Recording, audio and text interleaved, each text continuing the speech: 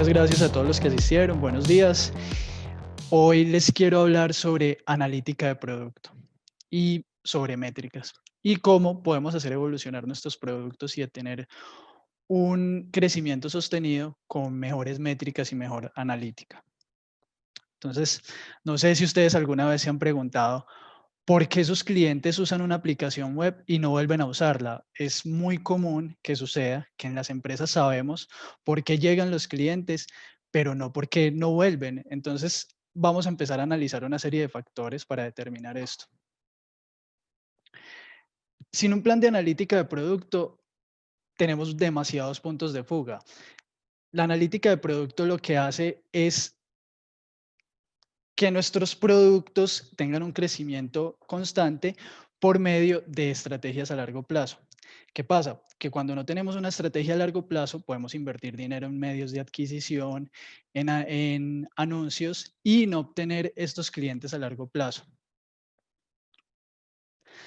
Para contextualizarlos, yo quisiera repasar un momento la analítica de producto y cómo ha evolucionado. Tenemos en 1993, cuando las páginas eran muy básicas, lo único que se necesitaba era un contador de visitas, era lo único que necesitábamos. El conocimiento era más técnico, pero no había mucho más que medir. En 1997 comenzó a evolucionar el concepto de medir clics y visitas. Todo esto se hacía manual. Taguear cada botón manualmente, taguear cada visita y cada evento manualmente.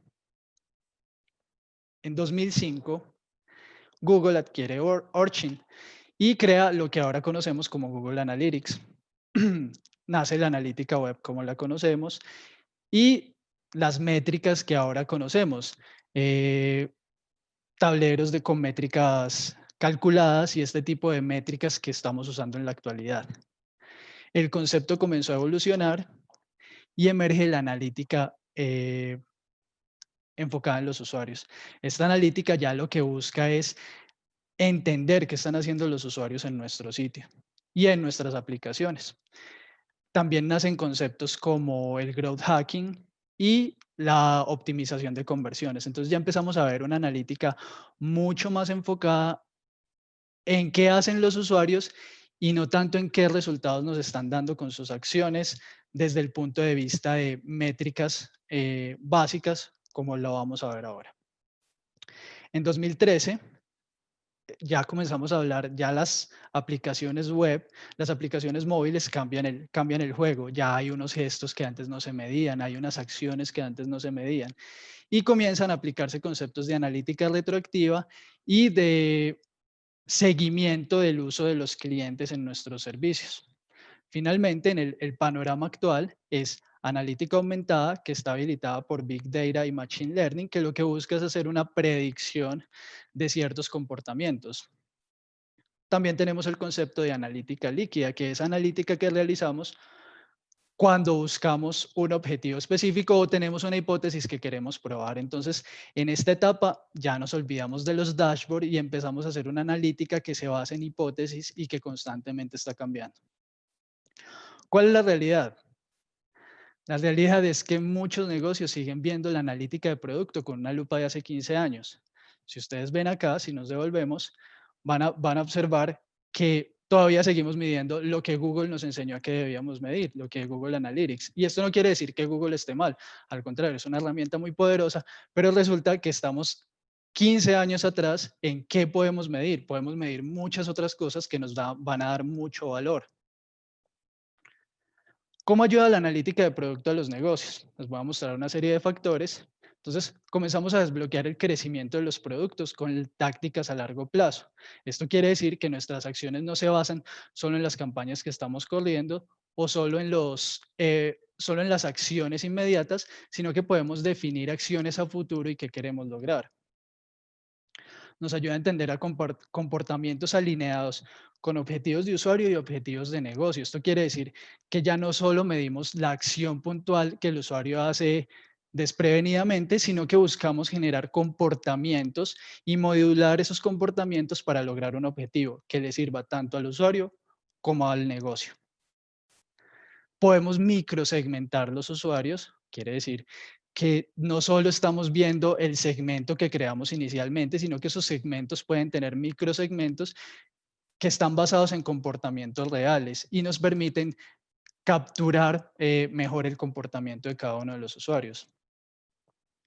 Tenemos métricas enlazadas con usuarios reales y no con datos incógnitos, que es uno de los problemas mayores. Los usuarios se vuelven incógnitos y no entendemos cómo estos datos impactan usuarios reales en nuestras plataformas.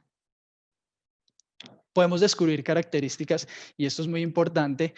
En los productos generalmente desarrollamos las características que podemos desarrollar, no las que el usuario necesita. Y es un error muy común que gastamos meses en características que cuando salen al mercado no nadie las estaba esperando. Entonces, lo que nos permite la analítica es verdaderamente encontrar esas cosas que el usuario necesita. Como ya lo había mencionado, tenemos datos aumentados y análisis exploratorio líquido. Quiere decir que el análisis se hace en vivo y se va modificando a través del tiempo con los datos que vamos encontrando.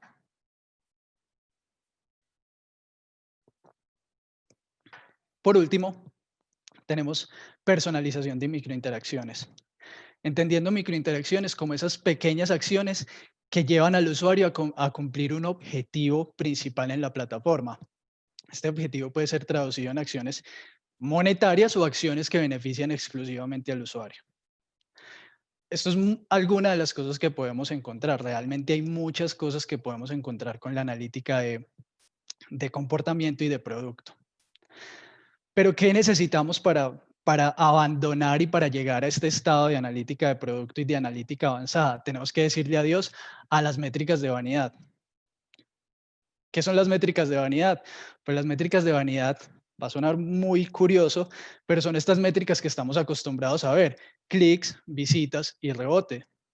Son métricas que parecen habilitadas por dato, que se sienten muy bien cuando crecen, cuando hay muchos clics, cuando el rebote se redujo y cuando hay demasiadas visitas. Todos nos ponemos muy bien, se siente muy bien, los equipos se sienten bien, los que presentan el informe se sienten muy bien. Pero la verdad es que estas métricas no están habilitadas realmente por datos, simplemente son analíticas que hacen que se sienta muy bien, que tienen un impacto en el ego. Y les pregunto entonces, ¿cuál es el valor estratégico de 1000 visitas o de 10.000 visitas? En términos generales, ninguno, no tiene un valor estratégico porque de nada sirven 10.000 visitas si nuestros usuarios no generaron ninguna acción significativa para el negocio. Muy por el contrario, si subimos nuestras de 1000 a 10.000, lo que tuvimos que haber es de producto. Quiere decir que nuestro costo por adquisición aumentó o se mantuvo y no logramos realmente un impacto estratégico, porque una vez apagamos estos medios, pues sencillamente nuestros usuarios no van a seguir entrando. ¿Qué necesitamos también? Necesitamos una visión holística de nuestros productos y sus usuarios. ¿Por qué? Porque podemos desbloquear varios niveles de adquisición de clientes y de crecimiento de nuestros productos. La mayoría de negocios pueden estar en este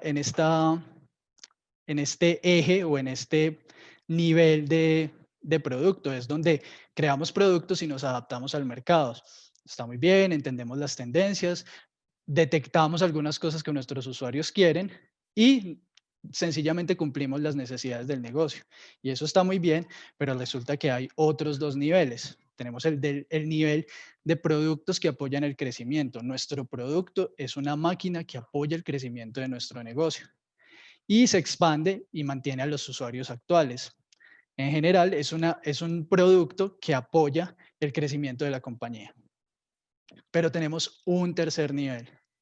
Este tercer nivel es el nivel de retención. Ya entonces tenemos capturados a nuestros usuarios, a nuestros clientes y convertimos nuestro producto en una máquina de retención.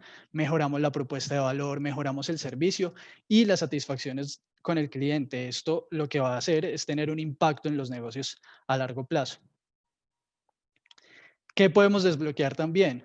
Podemos desbloquear las áreas relacionadas con producto. Entonces, tenemos que los de mercadeo se preocupan por un área de producto, los de producto se preocupan por otra cosa, los de experiencia tienen otros indicadores. Pero al empezar a aplicar analítica de producto, comenzamos a integrar estas áreas porque vemos factores que se comunican entre todas y comenzamos a crear métricas que se comunican, que miden el impacto de todas. Entonces tenemos los indicadores de experiencia que miden la satisfacción del usuario con el producto. Entonces ya estamos comunicando factores de producto con usuarios. Tenemos las métricas de performance que miden cómo el producto y la satisfacción de los usuarios impacta el negocio. Finalmente, tenemos los indicadores de negocio que miden el impacto de la satisfacción del usuario, el producto y el impacto del producto en el negocio con, pues, en pocas palabras, con el flujo de caja y con cómo se está comportando el negocio. Entonces, ya dicho esto, me gustaría saber si hay alguna pregunta del público en este momento y tienen dudas al respecto con lo que se ha mostrado ahora. No sé si de ahí sí me puede colaborar con alguna Sí, pregunta hasta el momento del no pueblo. tenemos, Listo. hasta el momento no tenemos ninguna pregunta. Sí nos haces falta para verte, pero igual Sí, comprendemos que en estos eventos y en estas situaciones a veces pasan ese tipo de cosas. Entonces no te preocupes, hasta el momento no tenemos ninguna pregunta. Recuerden que ustedes pueden consignar sus dudas en el chat de preguntas y respuestas en la parte inferior y vamos a estar resolviéndolas a medida que avanza esta charla. listo. Bueno, vamos a continuar. Ahora vamos a empezar con, listo, ya vimos los aspectos que pueden impactar, cómo puede impactar la analítica del producto y determinar la historia de la analítica y por qué deberíamos evolucionar. Entonces, lo primero que vamos a crear son arquetipos de comportamiento. Este es el primer paso para entender nuestros usuarios.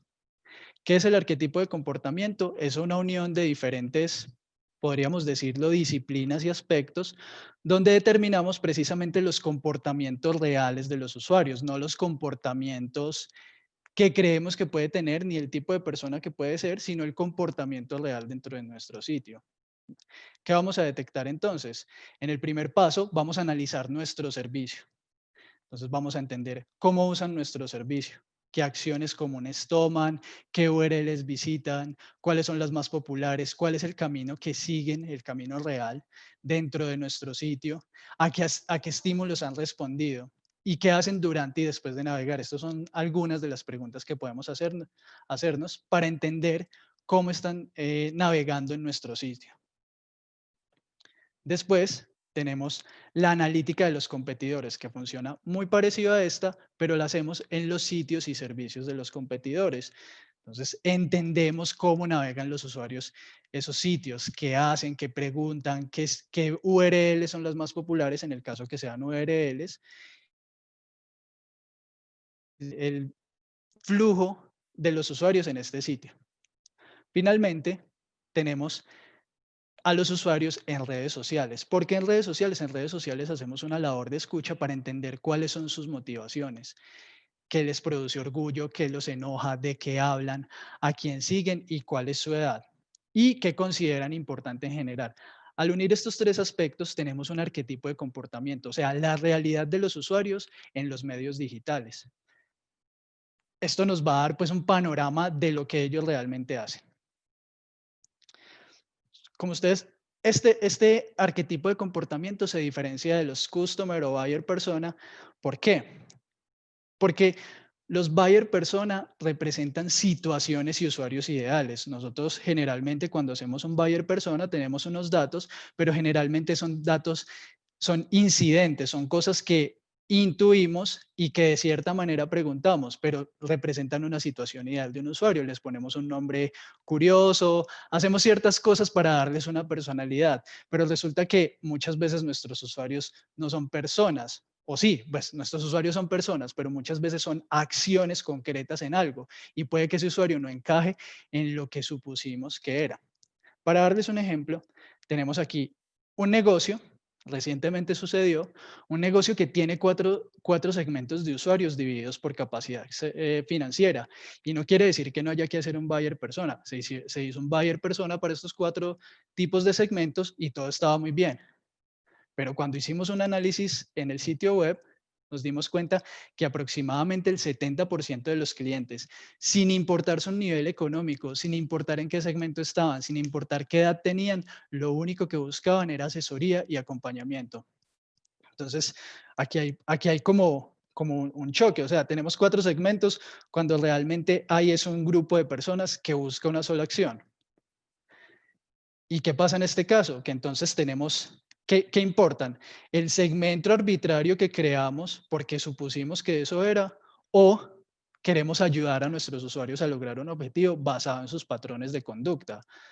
Los dos nos van a llevar a que nuestros productos cumplan un objetivo. Pero la verdad es que el de crear segmentos arbitrarios va a tener un poco más de fricción porque estamos obligando a nuestros usuarios y a nuestros clientes a que encajen en un modelo mental de las personas que crearon el sitio o la aplicación, no en el modelo mental de los usuarios.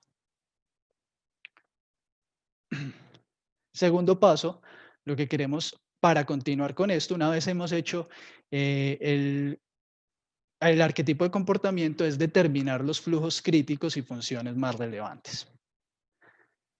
Para esto podemos usar algo similar al User Journey, donde determinamos un escenario, determinamos si es un embudo, una característica, una función específica. Vamos a coger todos estos escenarios y vamos a crear una especie de paso a paso. ¿Cuál es el paso a paso que siguen nuestros clientes? Después vamos a determinar unos objetivos desde el punto de vista del usuario y del negocio. En este flujo y en este escenario, ¿qué objetivo busca cumplir el cliente y qué objetivo es el que le sirve al negocio y el que pretende el negocio que logre el cliente? Tenemos acciones y pensamientos, tenemos los pasos que toma el usuario, cómo ingresa, cuál es la primera sección, cuándo abandona, cuánto tiempo se demora y en general cómo fluye, qué piensa, qué hace, qué podemos intuir, qué piensa y hace el usuario en este flujo y en estas características que estamos determinando. Finalmente, al tener todos estos datos y tener nuestro arquetipo de comportamiento, determinamos las oportunidades de medición. Entonces, aquí vamos a encontrar unos puntos que nos dicen, bueno, deberíamos medir esto, deberíamos medir lo otro, hay una oportunidad aquí y se comienzan a elaborar unas hipótesis. Entonces, para ilustrarles el ejemplo, vamos a ver el ejemplo conversando con un compañero de Pragma. Había un requerimiento, es un requerimiento muy básico, entre comillas, pero el cliente lo que estaba pensando es, ¿qué queremos? Queremos determinar el uso de la característica seleccionada. Queremos entender el uso, los datos del registro y las transacciones, hacer un análisis del embudo y clics en botones. Pero cuando comenzamos a hacer un análisis de pronto un poco más amplio, nos damos cuenta que esto se puede mejorar. ¿Qué es lo interesante de aquí? Que el cliente ya no solo está pensando en clics, está pensando en analizar un embudo y entender cómo se están comportando sus transacciones. Pero todo esto lo podemos mejorar. Al analizar esos embudos, podemos entonces eh, entender cuándo ingresan a la sección, cuál es el tiempo de permanencia, cuántas veces han usado la sección en los últimos 7 y 15 días o 30 días para saber cómo están de verdad cumpliendo sus objetivos y cuántos usuarios estamos reteniendo.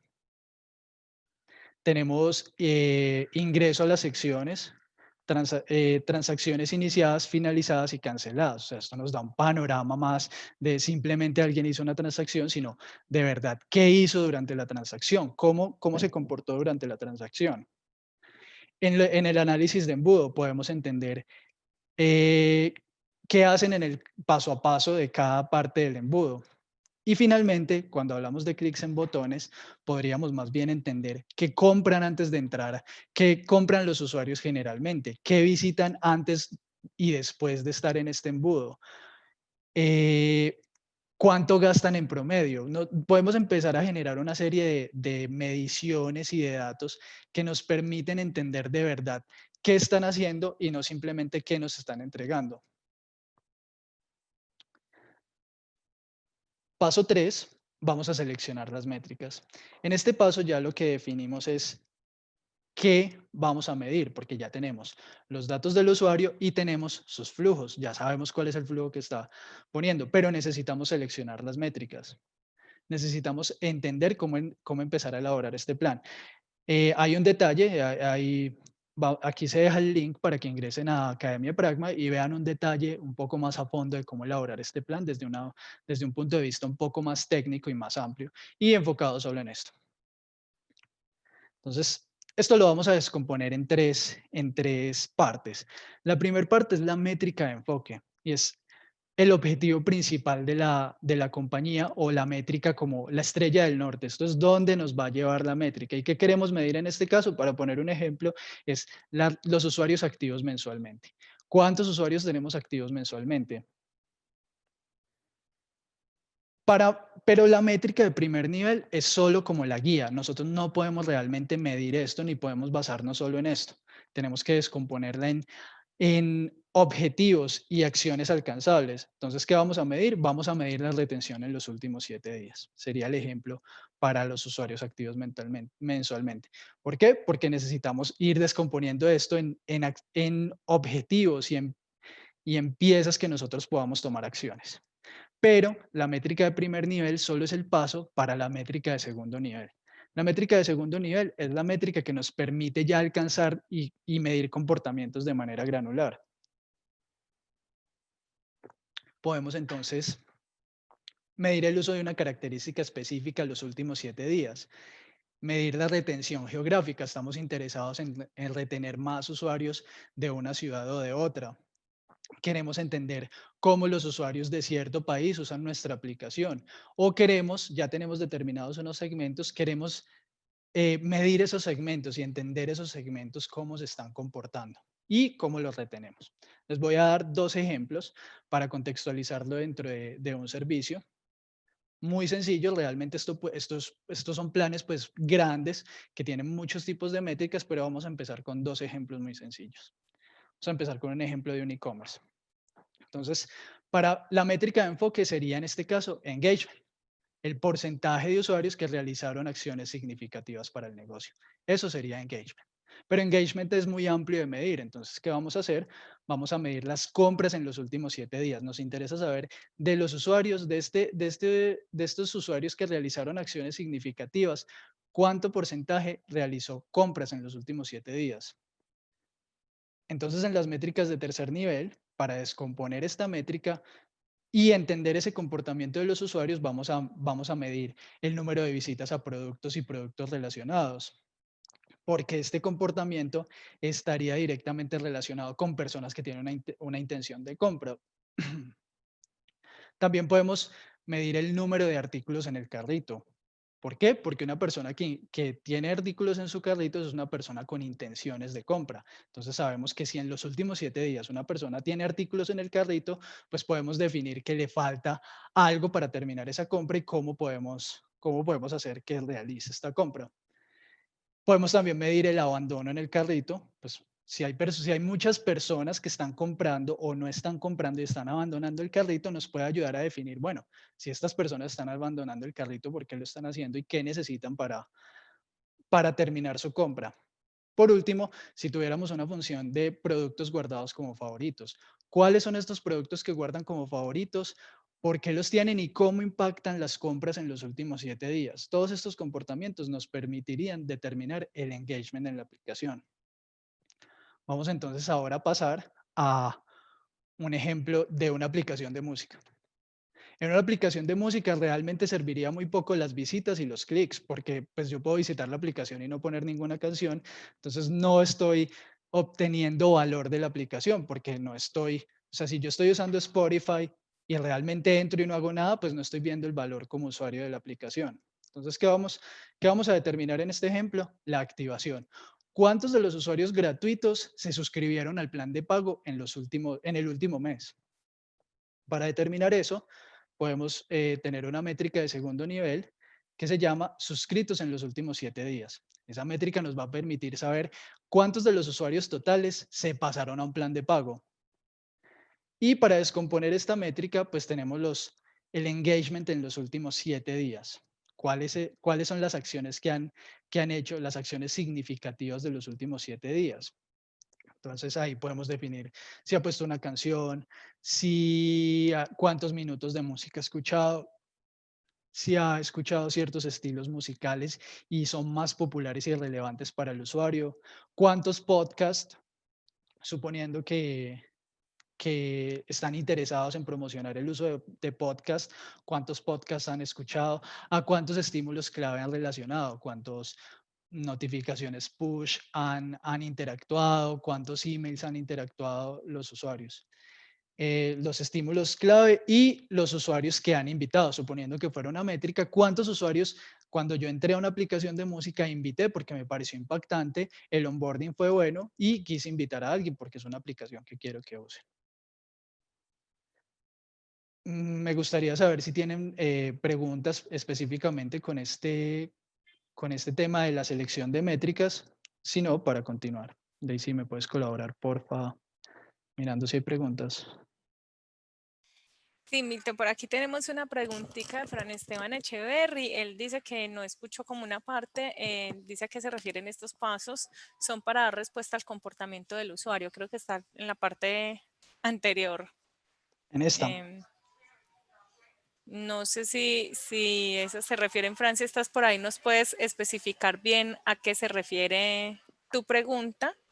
Y mientras tanto les recordamos, pueden ir consignando sus preguntitas, sus dudas para Milton en la parte inferior de preguntas y respuestas. Si quieres, mientras vamos avanzando, mientras que Fran nos especifica bien a qué o a qué ser, o si son los pasos generales precisamente los que estás hablando. Listo. Listo, entonces continuemos. Ya tenemos 3 pasos. Primero dijimos crear el arquetipo de comportamiento. Segundo, definir los flujos críticos y acciones.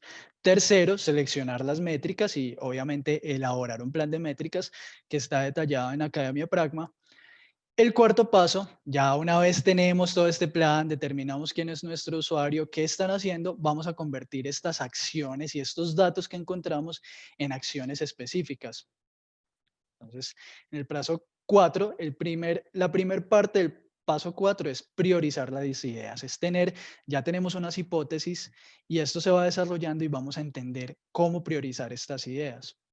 Primero, vamos a medir el impacto. Para priorizar estas ideas, vamos a seguir unas reglas y es, primero vamos a priorizar el impacto. Vamos a entender cuál característica tiene más impacto y cuántos usuarios vamos a impactar y cómo vamos a impactar el negocio. Segundo, vamos a medir el nivel de confianza. ¿Qué tan confiados estamos en que este impacto se va a dar? ¿Qué tan confiados estamos en que el experimento nos va a dar los resultados que necesitamos? Por último, vamos a medir en esta etapa de convertir las hipótesis en acciones, es la facilidad. ¿Qué tanto esfuerzo va a necesitar el equipo para desarrollar esta idea y para probar si sirve? Les voy a mostrar un ejemplo de cómo se podría categorizar esto. Esto es, yo creo que les voy a dejar la información para que entren a cómo se desarrolló este backlog de ideas. Entonces, ¿qué vamos a hacer? Vamos a decir, no sé, embudo diferente para segmento número 1. Tenemos un segmento que tiene un comportamiento especial, detectamos este comportamiento y vamos a medir si es factible hacerlo y si tiene impacto. Entonces vamos a votar. No, tiene 7 de impacto, 7 de confianza y 8 de facilidad. Entre más alto su puntaje, pues más fácil de desarrollar y más impacto va a tener para nosotros. No sé, queremos facilitar Face ID, queremos activar y crear Face ID para facilitar el ingreso. Entonces, ¿qué tan fácil es, qué tanto impacto va a tener esta característica? ¿Qué tanta confianza sentimos que va a lograr un impacto positivo y qué tan fácil es de montar? Después, en el tenemos tarjeta con acciones recurrentes. Resulta que descubrimos que el segmento número 2, un segmento que creamos, reacciona con unas acciones, realiza unas acciones recurrentes que siempre está realizando y decidimos crearle un acceso directo. Entonces, también medimos el impacto, la confianza y la facilidad. Esto nos va a dar una priorización de ideas basadas no solo en el comportamiento y en las métricas que usamos, sino en un nivel de impacto que estas puedan tener. Ya habiendo tenido estos datos y determinando de nuestras ideas qué vamos a hacer, ya sabemos que priorizamos las ideas, vamos a tener, y los vamos a resumir acá porque esto pues podría ser muy extenso, vamos a definir el paso 5. En el paso 5 vamos a experimentar y vamos a comenzar a elaborar estos experimentos y a definir cuál es el experimento mínimo viable. Entonces ya todos conocemos el producto mínimo viable, resulta que también hay el experimento, existe el experimento mínimo viable. ¿Cuáles son estos experimentos que con la menor cantidad de esfuerzo nos pueden ayudar a comprobar las hipótesis en vivo en nuestro sitio? Podemos elaborar pruebas A/B, podemos habilitar un botón, podemos poner un link falso para determinar si hay clics, podemos activar una cantidad de actividades y alternativas para definir si esto puede lograrse. Paso 6, análisis de resultados. Obviamente ya priorizamos las ideas, ya le dimos una ejecución, ya probamos y vamos a analizar cómo están funcionando, qué resultados nos arrojaron, si cumplen con lo que esperábamos de impacto y de confianza en el impacto que va a lograr en los usuarios. Por último, en el paso 7 es la evaluación de estos resultados. Nos vamos a reunir con los equipos y con las personas que están involucradas en el tema de producto y vamos a definir los ciclos de experimentación, si cumplió, si esto debería tener diferentes pasos, si lo podemos hacer diferente. Vamos a determinar todos esos pasos que nos permiten saber si estos experimentos están funcionando. Todos estos pasos que le nombré, todos los pasos anteriores y esto, nos llevan al concepto de optimización UX. Entonces hay que darle la bienvenida también a la optimización UX, que es una optimización basada en datos. Todo esto es basado en datos y se basa en un método, digámoslo, científico para probar que nuestros productos están cumpliendo con los objetivos de los usuarios y del negocio. Entonces todo parte de los datos y termina en datos. ¿Por qué? Porque las buenas experiencias requieren transformación constante, pero estamos acostumbrados a una transformación habilitada por suposiciones. Todos tenemos suposición y todos probamos esperando ver qué podemos realizar, pero realmente los datos lo que habilitan es una confianza en que lo que estamos haciendo se puede probar y medir de manera eficiente y exacta, y más exacta. Entonces, ¿qué hacemos primero? Ya tenemos los objetivos de negocio y la analítica de producto, que es de lo que venimos hablando. Tenemos diseño de experiencia. A partir de estos datos, diseñamos unas experiencias que pueden o no estar segmentadas. Hay unas experiencias que pueden ser generales, pero hay unas experiencias que de pronto pueden ser más relevantes para el contexto. El caso de Netflix.